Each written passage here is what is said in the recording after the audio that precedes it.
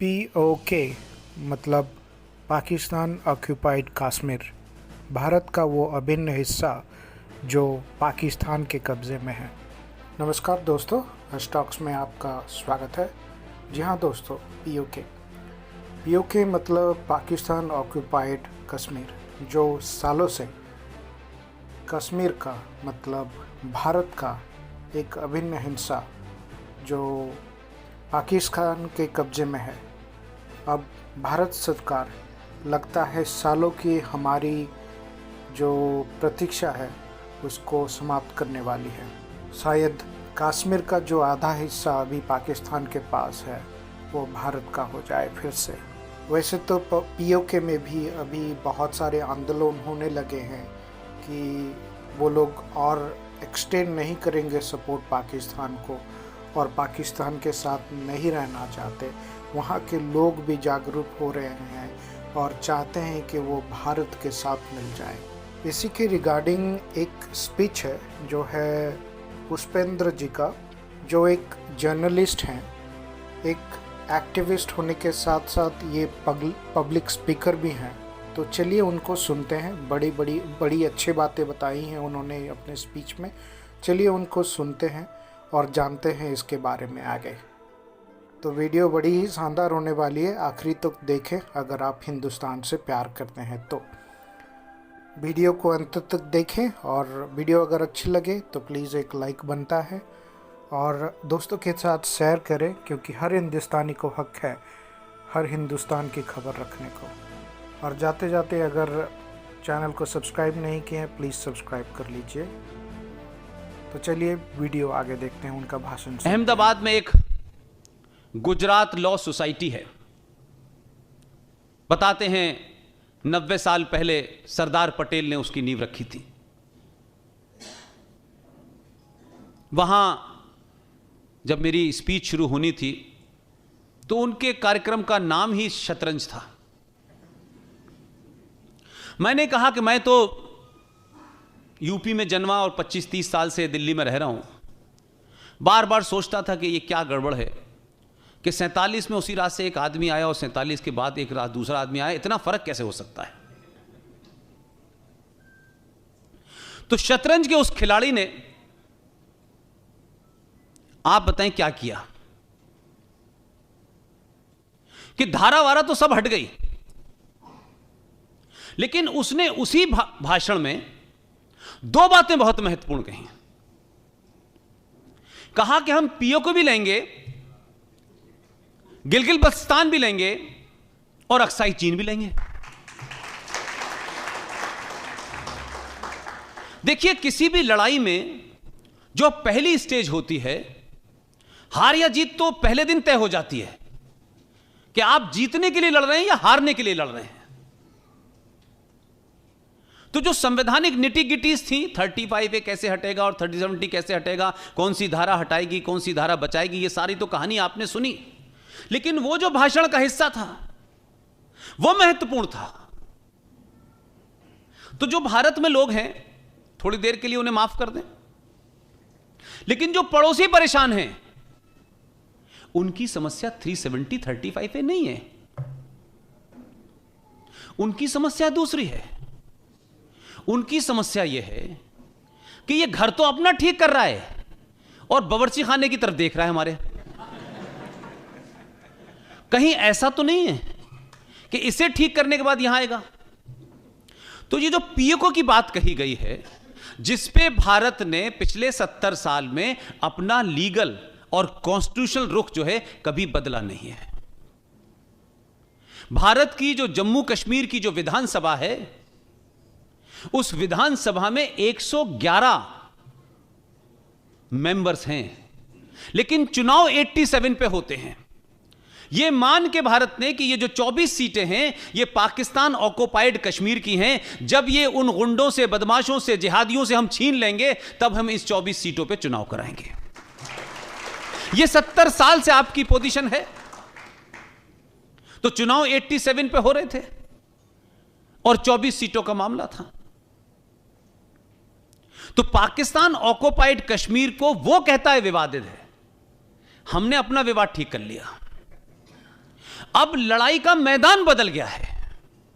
पहले हथियार भी हमारा था, मारने वाला भी हमारा था, मरने वाला भी हमारा था, जमीन भी हमारी थी, पैसा भी हमारा था। इन दोनों धाराओं ने राजनीतिक तौर पे जो जिहाद पैदा किया था, जो इस्लामिक निजाम चलाने की कोशिश हो रही थी कि उसी जम्मू कश्मीर में हिंदुस्तान का कोई नागरिक नहीं रह सकता, लेकिन 98,000 2008 से लेकर 2019 तक रोहिंग्या मुसलमान आके बस जाता है, उसके बारे में कोई सवाल नहीं पूछता। लिहाजा पीओके आपका हिस्सा था और है। भारत की संसद में 24 फरवरी 1994 को पीएम पीवी नरसिम्हा राव के एक प्रस्ताव लाए थे, ज्वाइंट सदन की मीटिंग थी और उस सदन में एक प्रस्ताव पारित हुआ था कि भारत और पाकिस्तान के बीच में कश्मीर एक विवाद है। यह है कि जितनी मैंने चुप्पी ली है, इतनी ही खामोशी पीवी नरसिम्हा राव ने गैप दिया। तो जब पीवी नरसिम्हा राव ने एक बार यह कहा कि मेरे राजनीतिक गुरु अटल जी हैं, तब पता चला कि अटल जी तो आधे घंटे से कम से गैप ही नहीं लेते थे। एक डायलॉग कहने के बाद फिर आते थे 3 मिनट बाद लौट के, तो टेलीविजन वालों को बाइट लेने में दिक्कत होती थी। तो जब नरसिम्हा राव ने यह कहा कि विवाद है, तो बहुत सारे सेकुलर और लेफ्टिस्ट उनको लगा कि नरसिम्हा राव इतनी बड़ी बात मान गया, इसका मतलब है कोई नीति में चेंज होने वाला है। लेकिन नरसिम्हा राव ने 10 सेकंड के पॉज के बाद कहा, विवाद सिर्फ इतना ही है कि जम्मू कश्मीर की जिस जमीन को पाकिस्तान ने कब्जे में ले रखा है उसे वापस लेना है, और कोई विवाद नहीं है। आपके उस खिलाड़ी ने वो पर्ची जेब में रखी हुई थी कि ये हमने नहीं कहा, ये तुम्हारे लोग कह के गए हैं। अब हम उस पर अमल कर रहे हैं। अमल कब करेंगे? वैसे ही जैसे अभी हमने अमल किया है कि गए तो हम थे इसलिए कि वहां एक अमेरिकन राइफल मिल गई थी और जिसकी वजह से बड़ा आतंकी हमला होने वाला था, लेकिन हमला कहीं और हो गया। तो जम्मू कश्मीर का एक दूसरा डायमेंशन यह है कि जम्मू कश्मीर सिर्फ आर्टिकल 370 और 35A की समस्या नहीं थी, नागरिकता की समस्या नहीं थी, कुछ कानून की समस्या नहीं थी। जितने भी जानकार हैं जो आंतरिक सुरक्षा की बात पे ज्यादा बोलते हैं, चाहे वो RSN हो या GD बख्शी हो, उसमें एक महत्वपूर्ण बात और है। आप लोगों ने कितनों ने एक शब्द सुना है जो कुरान मजीद की एक हदीस में लिखा हुआ है, गज़वाए हिंद। मैं अपने उन भाषणों में बार बार यह कहता था कि 35A और 370 हटा करके जम्मू कश्मीर के कश्मीरी पंडितों और जम्मू कश्मीर पे कोई एहसान नहीं करने वाला कोई भी सरकार हटाए। अगर आपको दिल्ली सुरक्षित रखनी है तो जम्मू का जो गेट है जहां से गज़वाए हिंद आना है उसे रोकना पड़ेगा। यह दिल्ली सुरक्षित नहीं रहेगी।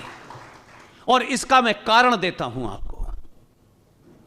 इस देश में 5,000 से ज्यादा पिछले 40 साल में कोयंबटूर हो, विश्वनाथ मंदिर हो, हनुमान मंदिर हो, दिल्ली हो, 5,000 से ज्यादा हमले इस देश में, जो आतंकी हमले हुए, जो बम धमाके हुए, वो इसी रास्ते से आए थे। ये बात अलग है कि एक रैली में पटना में कुछ लोगों ने धमाके किए थे, उस पर तो फर्क पड़ा नहीं। लिहाजा वो गेट था। अगर आप इसको सेकुलरिज्म के लबादे में देखेंगे तो सही बात नहीं पहुंच पाएगी आप तक। तो जम्मू कश्मीर में इन धाराओं को हटाना और भारत सरकार की माइट को स्थापित कर देना, और वो पुलिस जिसमें जिहादी भर्ती होते थे अब्दुल्ला की रिकमेंडेशन पे और मुफ्ती की रिकमेंडेशन पे, उसको समाप्त कर दिया है। अब जो पैसा जाएगा उसका हिसाब होगा, क्योंकि अब जम्मू कश्मीर में एंटी करप्शन लॉ भी लागू हो गया है। लिहाजा मुझे इस बात की बड़ी खुशी है कि आपके आदमी को मीठा खाना खाने के बाद कड़वी बात को प्यार से कहने का बड़ा अच्छा अंदाज है उसका। सबका साथ उसमें एक और जोड़ दिया उन्होंने, सबका विश्वास। कुछ लोग डर गए हैं, अब हमें विश्वास नहीं चाहिए भाई साहब, बहुत मिल गया हमें। नहीं और लो विश्वास, 70 साल में लिया, अब हमारा भी विश्वास लो। उन्होंने क्या किया कि जिस सरदार पटेल को एक विजनरी प्रधानमंत्री ने कहा कि आप पूरे देश का एकीकरण करें, लेकिन इसका मैं करूंगा। अब वो उस समय जिन हालातों में थे वो बेचारे कुछ नहीं कर पाए, लेकिन एक घटना बताऊंगा मैं आपको, एक किताब का रेफरेंस देके, तब आपको पता चलेगा कि उस वक्त भी उस आदमी ने कितनी चतुराई के साथ, कितनी सफाई के साथ, कितनी डेलिकेसी के साथ एक बड़ा काम किया जो इतिहास में बताया नहीं गया। लेकिन इस शख्स ने क्या कहा कि जिस सरदार पटेल को जम्मू कश्मीर से अलग रख करके जम्मू कश्मीर को विजनरी प्रधानमंत्री ने अपने हाथ में लिया था, उसका रूप आपने देखा। लेकिन कहा गया कि यूनियन टेरिटरी घोषित होने के बाद हमारे यहां बहुत सारे लोगों को ट्यूबलाइट की तरह देर में समझ में आता है, थोड़ी देर में जलती है ट्यूबलाइट। उसने कहा 31 अक्टूबर को जम्मू कश्मीर में पहला उपराज्यपाल अपॉइंट होगा। अब लोग बोले उस दिन तो इंदिरा गांधी मरी थी। मैंने कहा नहीं, उस दिन सरदार पटेल भी पैदा हुए थे।